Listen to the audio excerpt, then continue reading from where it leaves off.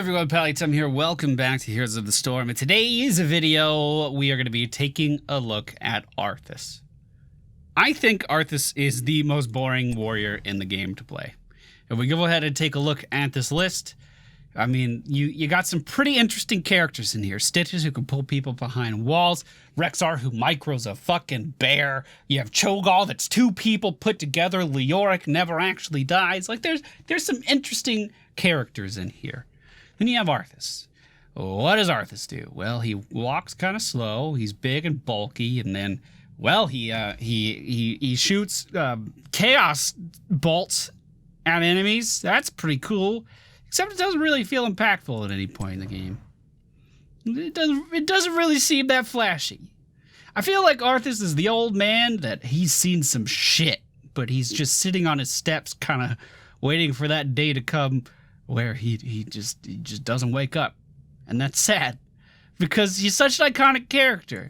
We have so many iconic characters from World of Warcraft coming into the game. We have Cho'Gall, who feels like a raid boss. Ragnaros, who's going to be added in on Tuesday, that feels like a raid boss.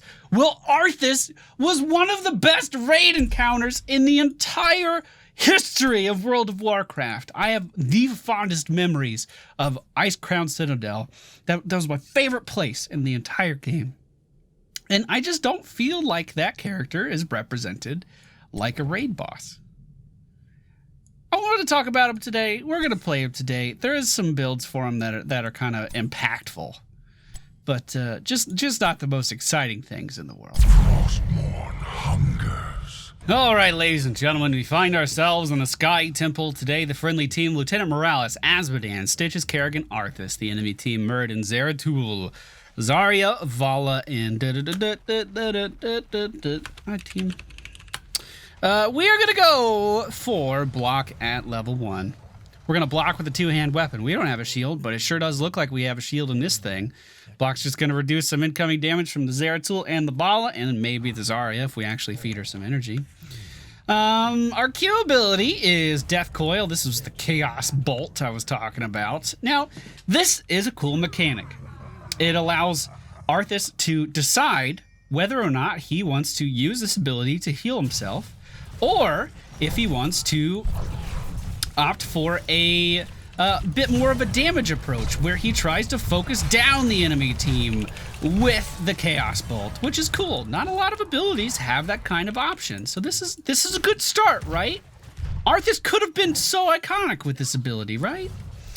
But the implementation of it for a very, very long time was just really weird.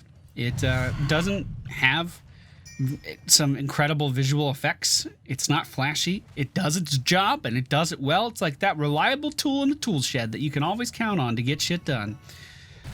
But, I mean, is this, like, intimidating? You stop it. No, not really. Next, we have Howling Blast. This is a skill shot root that you can place on the ground, and it makes someone really cold, so they stand still for a while and try to shiver and retain some body heat. Is that cool? Yeah, sure. Yeah, okay. Is it really impactful? Absolutely. Very impactful. You can get a lot of abilities out of this. Or a lot of kills out of this ability, rather, excuse me. But it's still, you know, is it that visually appealing? No. There's a talent for that ability. It's in here somewhere. It is, where the fuck? Well, it's like, maybe it's a little bit later in the game. I'm trying to also navigate up to my team to help them, because they appear to be losing on every front. But it allows you to kind of freeze everything in the trail, and that makes the ability look a lot more impactful. You have a trail of ice that leaves Arthas, that freezes everything in its path, and it becomes very intimidating when you see that coming towards you, and then all of a sudden you can't move. His E ability, Frozen Tempest, well, I mean, he gets a little cold. Yep. Yeah, it's not very intimidating. Is it impactful? Sure, it does a lot of AoE damage. You can clear lanes. You can do some pretty decent, you know, not super impactful, but pretty decent area of effect damage in the middle of a team fight. We can opt to kind of root enemy players with this ability as we're moving around, which is, you know, it's pretty good. Or let's increase the range of our death coil. This Zarya should be dead, right? See if we can root her. There we go. We got it. We did it, team. Now let's escort Kerrigan out of here. The Queen of Blades. And then his trait, Frostmourne Hungers. Well, what does Frostmourne Hunger actually do? Well, it makes you auto attack again. I mean, is that good? Yeah, it deals damage. It's pretty good. Is it super flashy? Does it make Arthas feel like a raid boss? No. No, not at all. And I just think there's some small touches that could be done for Arthas visually that could make him really, really impactful. So, for instance, the Frostmourne Hungers make that fucking shit glow with the brightness of 1,000 suns. With this particular skin, maybe with the normal skin, it does glow a little bit. But when you see Arthas coming in, are you really paying attention to whether or not he has that, oh fucking shit, Frostmourne Hungers is on? He's about to eat my soul with his sword, because that's what his sword does. It captures the soul of enemy players, or of players in the World of Warcraft.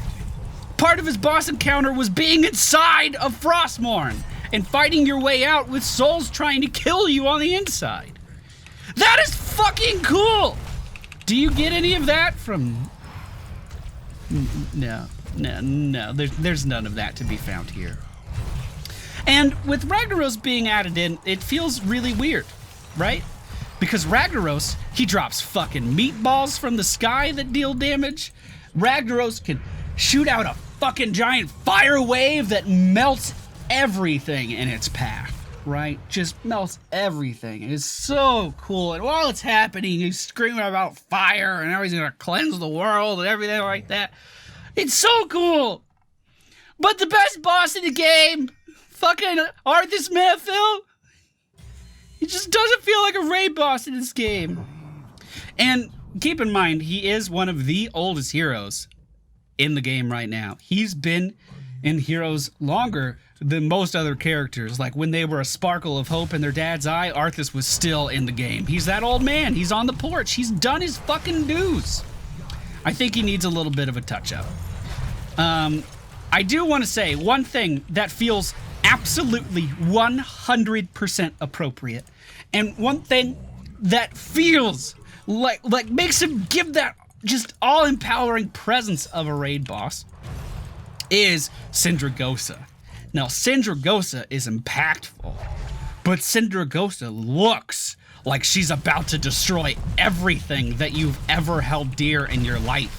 It's fucking terrifying when she swoops down from the sky and approaches the enemy team. And because of not only what it does mechanically, but its visual appeal as well, it is one of the most fulfilling abilities in the game, I feel like. Like, I was trying to figure out why I liked Arthas, because despite everything I've said so far, I do, you know, he's okay. But it's because of Sindragosa. Because Sindragosa is so cool. We're going to be taking that once we hit level 10. We're getting there, team. We're getting there. We're zoning the enemy team out of their objective right now. So we're going to be in a pretty good spot here. Unfortunately, Morales is being chased by this Vala, and everyone on the team just kind of let her go. Good Stitches hook there. Is she going to die? She better. Good. We did it, team. We peeled for the medic. We are the heroes that this world needed.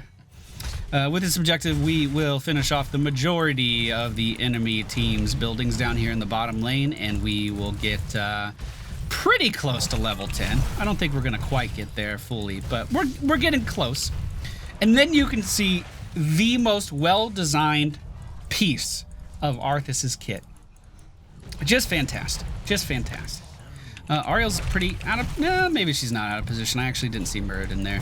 Let's go ahead and try to root the enemy team. Deal some damage with our Death Coil. Kill that Ariel off. And now as they're running away, we're going to summon Sindragosa! Oh, it was frozen. But it worked anyway! A fucking dragon comes out of the sky. The iconic dragon from Arthas' fucking cutscene. It's so good. And she just breathes ice on everything in its path. Now this gives Arthas a pretty fucking boring character. It gives Arthas a ton of utility. That slows everything in the area. He can snipe kills with that if he's good enough.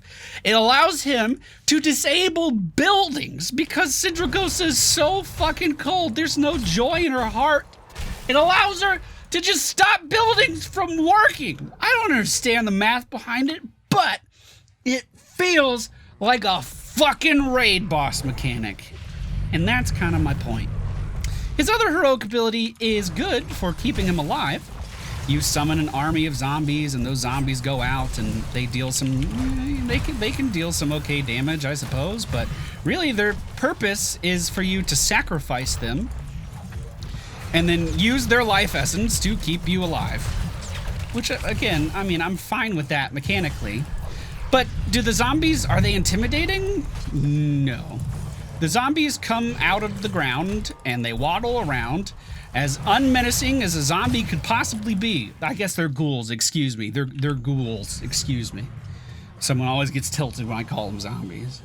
But I mean, are they menacing? Do you see a Walking Dead horde of zombies coming towards you when you cross the corner? No, they're just like,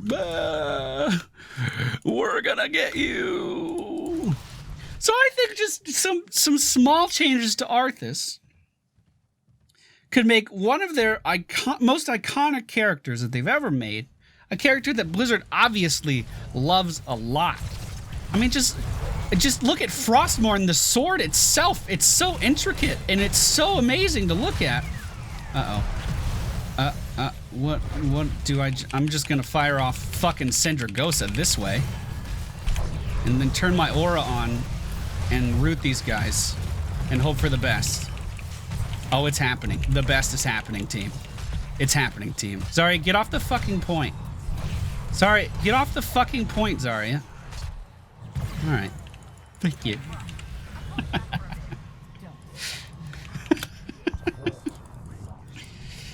I don't mean to sound like I'm ragging on the character, because I'm not. I mean, Arthas he's all right. He's not a top-tier warrior by any means, but he's an okay character. He's fun to play. He has his purpose on maps because of Sindragosa. On Battlefield of Eternity, if the enemy team bans out Sylvanas in Hero League, which is very, very common, you can pick up Arthas and use Sindragosa as a means to basically accomplish the same task that Sylvanas would, which is disabling the tower and allowing the Immortal to push significantly further. And that's great. It's good that he has a place. He's kind of a niche pick, but I don't think there's anything wrong with him being a niche pick. What I think is wrong with him is the extravagance of the Arthas experience. Make the enemy team fear you. You had a whole fucking expansion to yourself. You know what Illidan does when he hunts? He screams at the top of his lungs and it makes people fucking cry in terror. You know what Arthas does? He's kind of cold. Yeah, he walks a little slow. Yeah, he's arthritis in his knees, you know. Oh, we lost this one bad. We lost this one bad, team. They'll never find me. I'm in the bush. Meanwhile, up in the top lane, Azmodan, the General of Hell. He's been a general. Good. We already got the boss, so the enemy team can't get that. So it looks like we're going to trade tier 1 buildings and get pretty even on structures. That boss, with all that pushing that it did, with all that contestation over boss, and even the fact that we got a lot of kills, that boss still only killed a wall. That should give you a pretty clear indicator as to how important bosses are in these games these days. We are number 1 in hero damage. Oh, I wasn't expecting that, but I guess it makes sense when the enemy team has 2 really tanky melee characters that are going to be walking in next to me all the time. Our build so far, I haven't really been talking about it. We went for block at level 1. The other option would have been to go for the Frost Presence so we could use our root a little bit more often. Then we went for the 2 Q talents, which increases the range of our Q and allows our Q to always heal us. So I actually don't really like that string of talents. I do think it's good, but thematically, it kind of takes the one cool mechanic that Arthas has and it takes it away from him. Let's just fire off Sindragosa this way. Beautiful. We'll run in with some roots now. We'll trap this angel here. She won't be able to leave. We do want to pick up Remorseless Cold or Winter or whatever it was called at that level range. Let's just heal off of this Zarya. We can go ahead and root her again so she is not getting away. And then we're just going to continue to use Frostmourne Hungers to get as many kills as possible. All right, beautiful. The objective's up. Let's go try to get that. I need to use Frostmourne Hungers more. I just need it to give me some mana back. So mana hungry. Good lord. Now again, I think Arthas just needs some visual touch-ups to feel like he's actually doing something, because a lot of his effects are very, very, very subtle. Very subtle. Citrus is soaking the top temple. We are doing the same here in the middle lane. And we are going to be taking out some tier 2 structures for the enemy team. Looks like they're starting to be contested now. I'll go ahead and make my way up there as the primary hero damage character on our team. I feel as though I should be present for this altercation. Muradin is jumping on our Azmodan. Stitch is being hopped on by the rest of the enemy team. Let's go ahead. Turn on that good old AoE and try to deal some damage, team. Looks like we are being pushed out. 5 members of the enemy team are here, and that is fine. We don't even need that. We don't even need that. We can let them have it. Just let them have it. Uh-oh. Uh-oh. We might actually have a good kill here. Can we root that Zeratul as he's getting away? Doesn't look like it. Yeah, let's just leave. There's nothing to gain here, team. We could easily just go push middle and win that way. Easily win that way. Bottom lane is getting pushed in by the enemy team as well, so we can go defend that. They don't have Mule or anything to rebuild these structures, so we are fine in that regard. We can just kind of take our time. There's no rush here. The enemy team might be going for that mercenary camp, so let's go ahead and ping the enemy team to be cautious. We do see a couple of them over in the area. In fact, I think it's pretty likely that they are going to go for that mercenary camp, so we should move in. The friendly team is getting in position. Do we want to Sindragosa for this? No reason to when Ariel's right there. We can just kill her, jump in on this Vala, freeze these guys in place with Sindragosa now. Now they have no escape, and I have used my most flashy and impactful ability to sway the tide of battle. See, that shit feels good. That shit feels good. That is when Arthas shines. That is so gratifying. I did that, team. I mean, there's 4 other people there dealing damage and like soaking up damage and like doing other things, but I did that, team. And I just feel like by watching this game, does it look like I did 54,000 hero damage? No. No, I don't think so. Just kind of slowly walking towards people with arthritis in my knees and making them regret their life decisions because they walked on my lawn.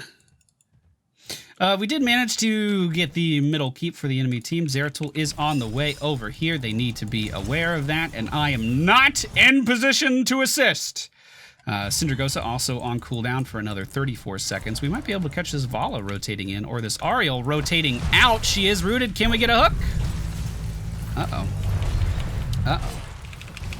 Go ahead and use Frostmourne Hungers on this Muradin. We will root him in place eventually. Let's root him in place now with that. Beautiful. We'll hit Ariel with the Death Coil. Beautiful. All right, let's win the game. There's not much of a reason not to, right? We definitely want to focus on this Vala rather than the Zarya. I'm the only one hitting her, though. Well, let's Sindragosa her base. That didn't work. Awkward. Oh well, we'll hit the core, win the game, absolutely no problem. We are going to go for Absolute Zero, which increases the distance that Sindragosa can travel. Not that we're going to use it this game, but, you know, just in case we would have. There we go. And that's Arthas Minithil. The oldest warrior in the game, Azmodan. You just decided to go bottom? Didn't want a core? Oh, okay. one of the oldest warriors in the game. He's not bad, but he feels dated. And with all these new flashy heroes being added in all the time that have these really impactful visual effects, I am going to humbly request, Blizzard, that on your own time, on your own accord, please give Arthas Menethil a little bit of love, because he is a character that was so impactful in my life and in the lives of tons of people. You had the most subscribers in World of Warcraft when this guy was on the box art. You know what I'm saying? Anyway, the talents we used in today's video block: Death Lord, Immortal Coil, Summon Sindragosa, Frigid Winds, Remorseless Winter, and Absolute Zero. Fun build if you guys ever want to try it. And again, I don't have any problem with the skills of Arthas. It's just, maybe I do. I don't know what I have a problem with, Blizzard. I don't know anymore. Thank you all for watching. I hope you enjoyed. Hit the thumbs up button, subscribe if you're new, and I'll see you all next time.